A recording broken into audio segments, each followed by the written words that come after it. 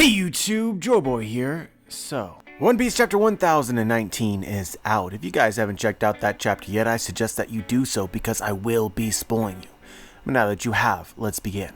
You know, actually this has been going about the way that I thought it would a couple chapters ago. Basically we predicted, right, when we got a conclusion to the ulti fight, I think, that maybe Oda was going to one by one sort of finish off the fights that he had previously set up with members of the Straw Hats. And so in the last couple chapters, that's proven true.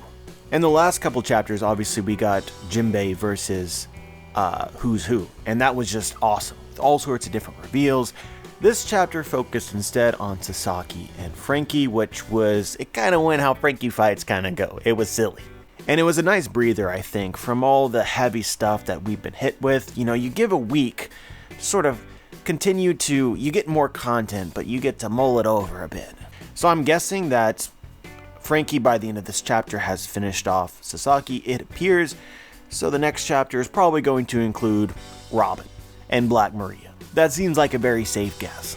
But yeah, in retrospect, it seems like I'm starting to understand exactly what the idea Oda had in mind for the story pretty much after the Tama news, right? Tama used the speakers to flip all of the pleasures, gifters, or whatever, and it was from that point in time that all of these various battles that the Strats were going through could be settled. And that same thing proved to be true in this chapter with Frankie versus Sasaki.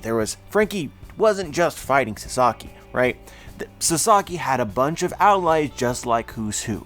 So Tama's command has had a very important role in moving this battle forward.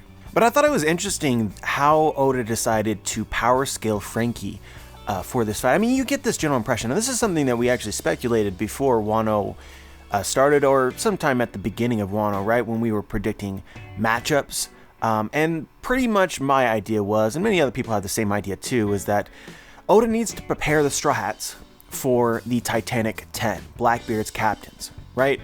It's just, we presume at this point in time at least, that all of the Straw Hats will get 1v1 fights, climactic, long, important 1v1 fights when the fight with Blackbeard arrives. And so that means that Usopp is going to need to be pretty much on the level of a New World captain.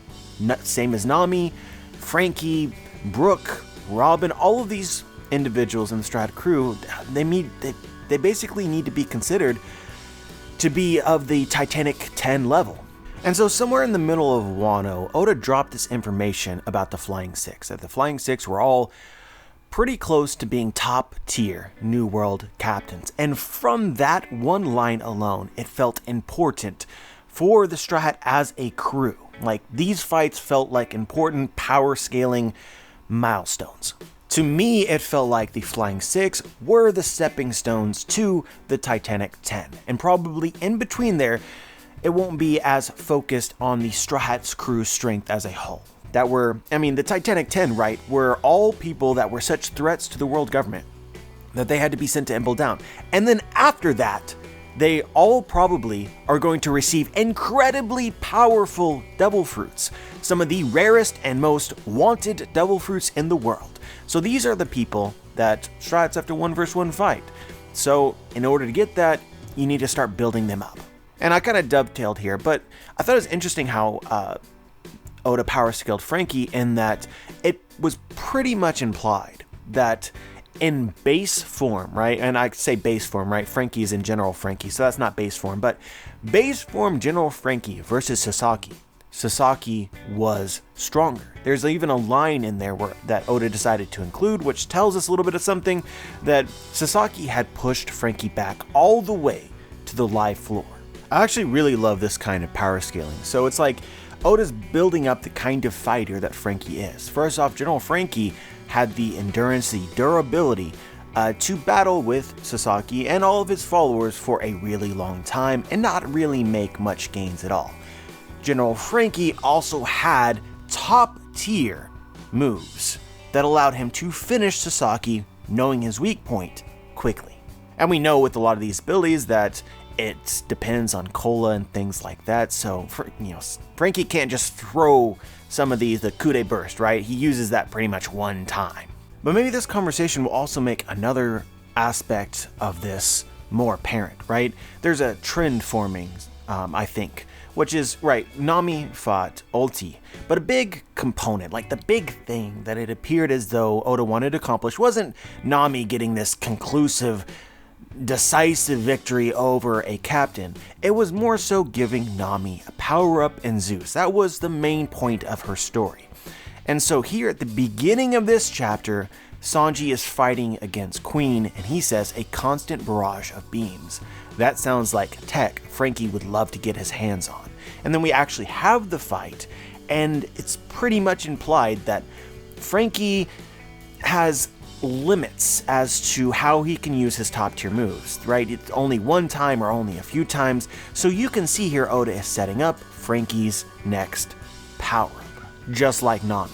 And that might also be true for Jinbei as well, because we saw Jinbei do some hockey stuff that we hadn't seen him do before. So my prediction is that when we get to some of these other fights, Robin and Brook versus Black Maria, Sanji versus Queen maybe, or Zoro, but let's focus mainly on some of the lesser appreciated Straw Hats. So Robin and Brook, we might get some clues as to their next power-up as well. But obviously Frankie doesn't have the power-up yet, and so I think that there's been some seeds planted. Obviously Queen has this tech, but also we see that Sasaki's sword is from Karakuri. That's what he titled one of his attacks, the little spinning blade deal. Karakuri is the home, the future island that Vegapunk came from, that Frankie visited during the time skip. So, where did Sasaki get this sword from? Is this something that Orochi and or Kaido asked of the world governments in their trades? Was this tech from Vegapunk? Or was this tech that Queen got from Vegapunk or stole from Vegapunk? That's interesting to know. We also think Vegapunk might make an appearance in the story soon, right? And an encounter with Frankie seems inevitable at some point in time, so it's through there that you're likely to see Frankie reach that next level.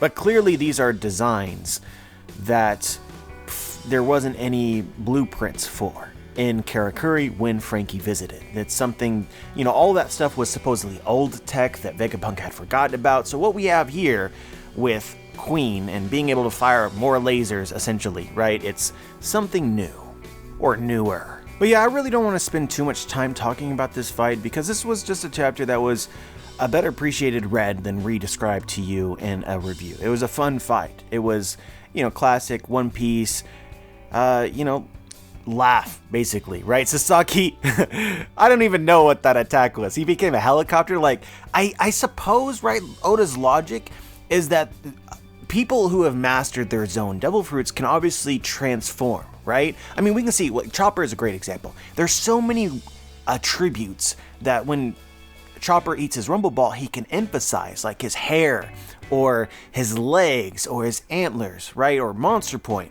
And so we haven't really seen too much of this. We basically see zones fall into pretty much three categories. You have your human form, you have your full animal form, and you have your hybrid form. But the truth is, most likely, that zones have almost complete control on what shape they take. And we can actually see this in Water 7 and Eni's Lobby, right? When Kaku's trying to figure out how to use the giraffe form, and he tries all these various variations of the giraffe, some of which were really funny. But so this is like an example of it. Like, you can, the Triceratops, or whatever specific dinosaur it is, it's got that neck plate, and realistically a zone like Sasaki, who's mastered his fruit, can put that neck plate anywhere, and then I guess hypothetically could do so fast that it would be like a helicopter. I know I probably spent way more time on this than anybody else was gonna do, but it's like that kind of makes sense, and it's One Piece absurd way. But yeah, the fact that Sasaki fights like that, I got a comment about this, and I totally agree with it. Sasaki is friend material. I'm just telling you guys, Sasaki is friend material. That somebody who fights this silly can't be that bad of a person. It's kind of like Kaku, right? Kaku also was a silly fighter in Eni's Lobby, and then by the end of it, you're like, oh yeah, he's a good dude. So yeah, even though Sasaki is supposedly likely defeated, I still have hope for Sasaki as Kokuro's son. And that might matter at some point later.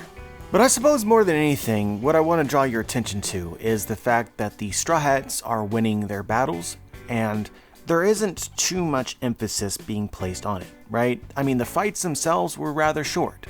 There was a lot of time between when they started and when they finished. They finished basically all in one go, one chapter. It wasn't overly dramatized like it could be. So I think, just personally, I'm just worried, right? Because the way that these fights go is it's a constant, you constantly go from, oh, I think we're going to win, oh, we're going to lose. That's how you keep people's interest, right? It's constantly changing. And so right now we're definitely on the upswing, right? We have Luffy in the chapter who is still knocked out but calls for meat. So he's going to be back. You have a scene with Zoro who's going to be back. You have these wins. It's all building the Straw Hats up. And I feel like you build them up to introduce a new element that will make us think that they will lose again. So what exactly that will be it really excites me. I feel like Big Mom has totally been forgotten over the last few chapters. And I also feel like most people have forgotten that it's likely that Kinemon and Kiku have died, which would change the whole tone of everything happening right now if that was being focused on. But yeah, it was easier to catch this in the spoilers than it was the actual chapter, but the Japanese word for meat is Niku, which seems to be very significant in the fact that we learned of this character from the past, Nika, in the last chapter. So I just want to point that out for those who don't read spoilers, or Japanese. But yeah, the end of the chapter was Yamato versus Kaido. I would say that I liked it. It wasn't like crazy good for me. Obviously, we get to see the devil fruit. Some people like that a lot more than I do. I'm sorry. Sometimes I can be just a buzzkill, right? But sorry. Clearly a mythical zone. I've seen some people throw out some names like the Kirin, or I think it's pronounced the same in Chinese, but it's basically like a dragon deer. And so that makes sense for Yamato's fruits. Yamato's horns are very clearly more deer-like than they are anything else. I've seen some other people bring up White Tiger or Byakko. None of those make sense to me just because of Yamato's horns. I mean, even looking at Yamato's arms, right? They're long like you would expect for, a deer. That's what it looks like to me. And if you look really carefully at Yamato's legs, it's got an extra joint on it, like we would commonly see with dinosaur fruits, which again makes sense with the deer. I think that's the tribute, and the horns are the two things that look most deer-like. So a mythical deer seems in the cards for Yamato. If you're curious about like sort of crossover in mythology, this would be probably most similar to like unicorns from Western mythology. And looking up its powers, the only thing that really stands out as something that Oda is probably going to use is that they supposedly conjure clouds because they are afraid to walk on and disturb the grass. So I'm predicting that Yamato will fight Kaido in the air. And it is also said to appear with the imminent arrival or passing of a sage or illustrious ruler, which fits with Luffy. But yeah, as for the actual content of what's being said, it just seems like Oda is sort of stalling for time until he gets to where he wants to. But actually I do want to bring up one thing. At the very end of this chapter, Yamato says, "If I abandon this country, how could I call myself Odin?" But it's like interesting, right? Because didn't Odin just straight up abandon this country? So, you've read the journals, right, Yamato? So you know that Odin did that. Of course, he came back, but, seems like Odin bent the rules of being Odin a bit. Also, since, this is my big theory, right? That Yamato actually becomes Odin. The spirit of Odin descends onto Onigashima, and Odin takes life, I guess, through Yamato's body. So I wonder, would Odin have Yamato's devil fruit or not? Because that would also be really interesting. Because I guess what's really holding me back from being fully invested in this fight is that I don't think Yamato can win. Not Yamato as Yamato, So it's like, yeah, this powers are really cool and she's, really strong, but if she was fighting somebody else, it would be so much more hype. And this is just there's a sense of futility. At least until something changes. But that's just my thoughts. But anyway, I thought this was a really solid chapter of One Piece. This is one of those where you sit back, relax, enjoy your margarita, and, vibe to One Piece. As always, I'm curious as to what everybody else thinks, whether you know something from the chapter that I might have missed. Just share your thoughts. Like the video if you liked the video, dislike the video if you disliked the video, subscribe if you want to be notified for my future content, and as always guys, have a wonderful day.